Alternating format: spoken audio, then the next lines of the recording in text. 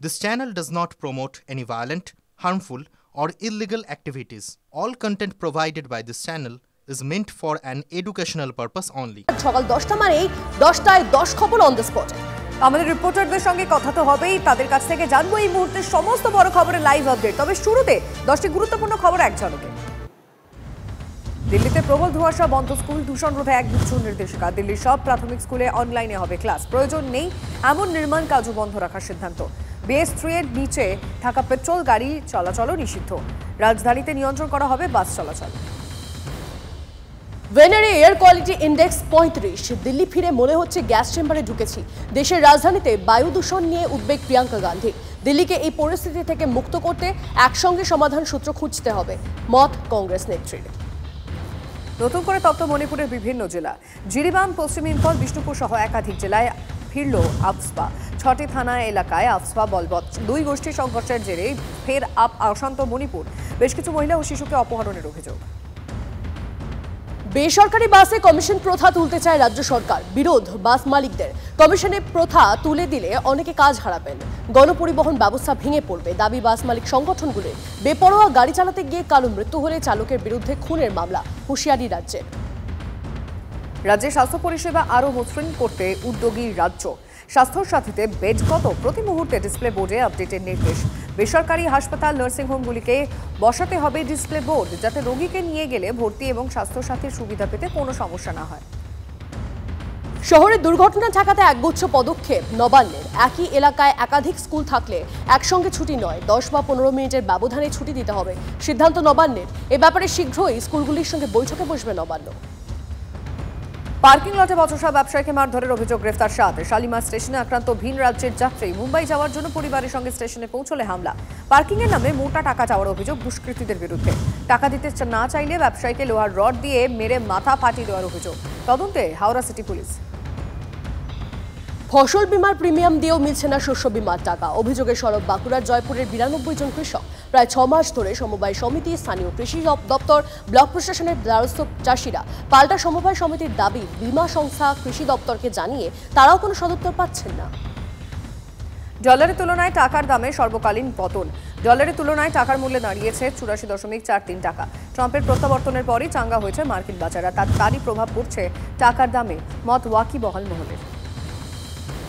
রোজ সস্তা হচ্ছে সোনা, স্বস্তি মধ্যবিত্তের। গত সপ্তাহের তুলনায় দাম কমেছে 2000 টাকার বেশি। কলকাতায় 22 ক্যারেট সোনার দাম 71,950 টাকা। সোনার দাম কমলেও বেড়েছে রূপোর দাম। প্রতি কেজি রূপোর দাম 90,150 টাকা।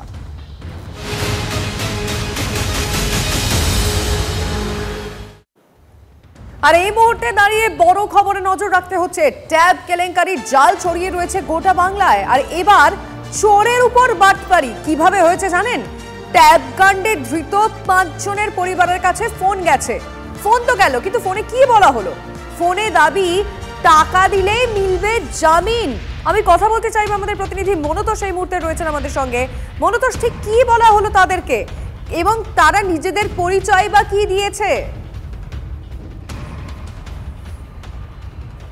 দেখো, যে 5 জনকে গ্রেপ্তার করা হয়েছে মালদা থেকে বেছে বেছে তাদের পরিবারের কাছেই ফোন আসছে এবং ফোনে বলা হচ্ছে যে আমরা পূর্ব মেদিনীপুর থেকে বলছি এবং আইনজীবী হিসেবে পরিচয় দেওয়া হচ্ছে। এবং আইনজীবী হিসেবে পরিচয় দিয়ে বলা হচ্ছে যে এখনই 15 থেকে 20,000 টাকা প্রত্যেকটি পরিবারের কাছে দাবি করা হচ্ছে এবং এখনই যে অনলাইনে টাকাটা পেমেন্ট করতে হবে। যদি পেমেন্ট না করা হয় তাহলে তাদের 6 বছর পর্যন্ত জেল হতে পারে এবং এই টাকা দিলে তারা জামিন পেয়ে যাবে। যাদের গ্রেপ্তার করা হচ্ছে তারা জামিন পেয়ে যাবে, এমনটাই বলা হচ্ছে। যারা ফোন করেছিল তারা এমনটাই জানাচ্ছে এবং পরিবার যেটা জানাচ্ছে যে ওই 5 জনকে গ্রেপ্তার করা হচ্ছে সেই 5 জনের কাছে কিন্তু ফোন এসছে পরিবারের কাছে। এখন প্রশ্ন হলো যে ওই 5 জনের পরিবারের ফোন নাম্বার যারা ফোন করছে তারা কিভাবে জোগাড় করলো, কিভাবে তারা ফোন নাম্বার জোগাড় করলো এবং কারাই বা ফোন করলো এবং আইনজীবী হিসেবে পরিচয় দিয়ে ফোন করছে এবং পুরো টাকাটাই অনলাইনে তারা চাইছে এবং সঙ্গে সঙ্গে দিতে হবে, এমনটাই কিন্তু দাবি করছে। এবং যদি না দেওয়া হয় তাহলে তাদের জামিন কোনোভাবেই করানো যাবে না, এইভাবে ভয় দেখানো হচ্ছে। এটা পরিষ্কার বোঝা যাচ্ছে যে এই যে ফোন এসছে তাতে চোরের ওপর বাটপারি করাই হচ্ছে। যারা জালিয়াতি করেছে তাদের সঙ্গে আবার নতুন করে জালিয়াতির চেষ্টা, নজর থাকবে।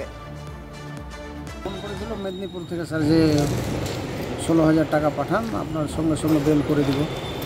আচ্ছা, কি পরিচয় দিয়ে ফোন করছে? ওই অ্যাডভোকেট বলেছে। পুরো ফোন বলছে আমরা পূর্ব মেদিনীপুর থেকে অ্যাডভোকেট ফোন করছি, আপনি এখনই 18,500 টাকা পাঠান। এই 10 মিনিটের টাইম আছে, এই টাইমের মধ্যে বিল্ড হয়ে যাবে, না হলে 6 বছর দিতে হবে। আচ্ছা, আমরা প্রতারণার পাল্লাই পড়ে যাচ্ছি। এর মধ্যে জায়গায় কোথায় যাবো আমরাই ভাবতে পারি না। কতবার ফোনটা করেছে? হ্যাঁ, ফোন মোটামুটি 8 বার।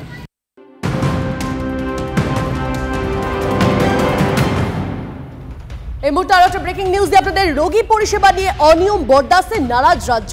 স্বাস্থ্যসাথীতে বেড কত, প্রতি মুহূর্তে ডিসপ্লে বোর্ডে আপডেটের নির্দেশ। বেসরকারি হাসপাতাল, নার্সিং হোমগুলিকে বসাতে হবে ডিসপ্লে বোর্ড।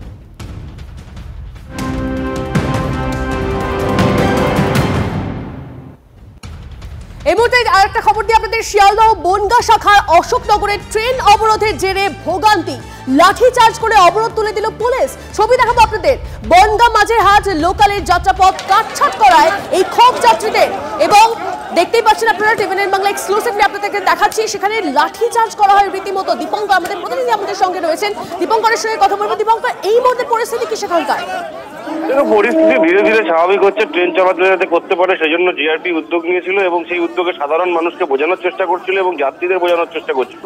কিন্তু যে সমস্ত যাত্রীরা অবরোধ করেছিলেন তাদের সঙ্গে পুলিশের বেশ কয়েক দফায় বচসা হয় এবং পুলিশের সঙ্গে ধাক্কাধাক্কি হয়। অবশ্যই পুলিশ লাঠিচার্জ করতে বাধ্য হয়, এমনটা জিআরপির বক্তব্য। এবং পরিস্থিতি আস্তে আস্তে ভয়াবহ হচ্ছিল, সেই কারণে লাঠিচার্জ করে যাত্রাভঙ্গ করতে হয়। এবং অশোকনগর স্টেশনে এই যাত্রীরা অবরোধ করেছিলেন মূলত 7:30 বনগাঁ মাঝেরহাট লোকাল, যা প্রতি বছরই দেখা যায় পুজোর সময় থেকে ভাসানের জন্য ওই যে চক্ররেলের যে পাটটা রয়েছে ওইদিকে বন্ধ করে দেওয়া হয়, কলকাতা স্টেশন পর্যন্ত যায়। সেক্ষেত্রে কলকাতা স্টেশন পর্যন্ত গেলেও অনেক। দীপঙ্কর, তুমি আমাদের সঙ্গে থাকো। এই মুহূর্তে সিপিআরও পূর্ব রেল কৌশিক মিত্র, তার সঙ্গে আমরা যোগাযোগ করে নিয়েছি।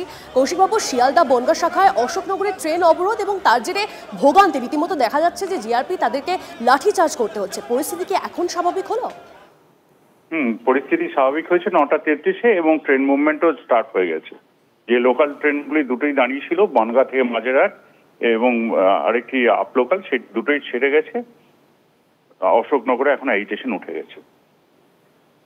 এইটা ঘটনাটা ঘটেছিল, আমাদের কাছে একটি রিকোয়েস্ট লেটার আসে deputy commissioner of police port ডিভিশনে, কলকাতা পুলিশে। সেখান থেকে ডিভিশনাল রেলওয়ে ম্যানেজারের কাছে একটি রিকোয়েস্ট আসে to suspension of circular railway services, due to Dev Deepawali at Baje Kadamtala and Nimtala ঘাট। এখানে পরিষ্কার রিকোয়েস্ট করা ছিল, it is therefore requested the movement of circular railway trains may be suspended to avoid any accident involving the devotees. সেই জন্যই এই ট্রেনটিকে cancel বা short terminate কিছুকে আমরা ট্রেনকে করেছি। কিছু ট্রেনকে যাত্রাপথ বাতিলও করেছি এবং কিছু ট্রেনকে ক্যান্সেলও করতে হয়েছে। বেশ, অনেক ধন্যবাদ আমাদের সঙ্গে কথা বলার জন্য। কথা বলছিলাম পূর্ব রেলের সিপিআরও কৌশিক মিত্রের সঙ্গে। দীপঙ্কর আমাদের প্রতিনিধি আমাদের সঙ্গে রয়েছেন, দীপঙ্করের সঙ্গে কথা বলবো। দীপঙ্কর, তুমি শুনলে কৌশিক মিত্র তিনি জানালেন যে তাদের কাছে যে নোটিশ আসে এবং সেটার কারণেই বেশ কিছু যাত্রাপথ কাটছাট করতে হয় বনগাঁ মাঝেরহাট লোকালের। এবং আমি যেটা তোমার থেকে জানতে চাইবো যে সেই খবর কি যাত্রীদের কাছে ছিল না, সেই জন্যই কি এই ভোগান্তির শিকার হতে হয় তাদের? না দেখো, প্রতি বছরই এটা ঘটে। দুর্গাপুজোর আগে থেকেই এই ধরনের একটা রেলের কাছ থেকে অ্যানাউন্সমেন্ট থাকে, বিভিন্ন স্টেশনে অ্যানাউন্সমেন্ট থাকে, অগ্রিম অ্যানাউন্সমেন্ট থাকে যে এই ট্রেন এত দূর পর্যন্ত যাবে বা তারপর থেকে যাবে না। কিন্তু এই যাত্রীরা যারা বিক্ষোভ অবরোধ করছিলেন তাদের বক্তব্য প্রত্যেক বছরই এই ট্রেনটা কলকাতা স্টেশন পর্যন্ত যেত।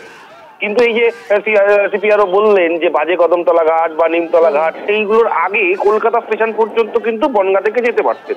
এইবার সেই যাত্রীগুলো কলকাতা স্টেশন থেকে ওদের গন্তব্যে অন্যভাবে যেতেন। কিন্তু ভেরি রিসেন্ট, বিশেষ করে এই বছরের এই লাস্ট 1-1.5 মাসে যে ঘটনাগুলো ঘটেছে তাতে বেশিরভাগ দিনই এই ট্রেনটা বারাসাত স্টেশন পর্যন্ত নিয়ে এসে বন্ধ করে দেওয়া হয়েছে। কখনো কখনো দমদম স্টেশন, কখনো কখনো কলকাতা স্টেশন।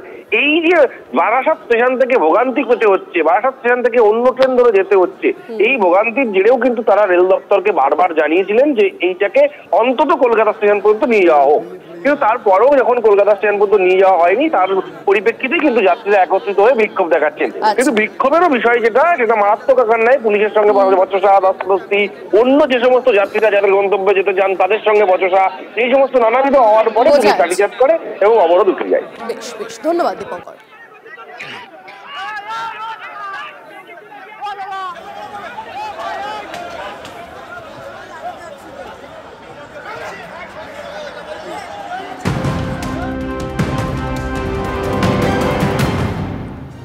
ব্যাপক ক্রস ভোটিং এবং দিল্লির মেয়র নির্বাচনে শেষমেশ জয় আপের। মাত্র 3 ভোটের ব্যবধানে দিল্লি পুরসভার মেয়র পদ জিতল আপ, দিল্লি ডেপুটি মেয়র পদও জিতল আপ।